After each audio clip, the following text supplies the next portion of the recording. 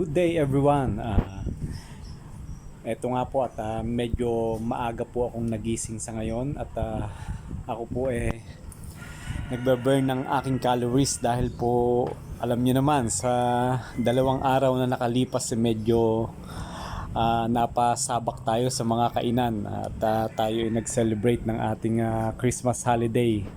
So as of now po nagpapapawis tayo mga kabuladas upang sa gayon medyo mawala yung mga taba-taba na nakain natin during holiday at paghahanda na rin po ito sa darating pa ulit na okasyon sa New Year. Kaya mga kabuladas, let's get it on!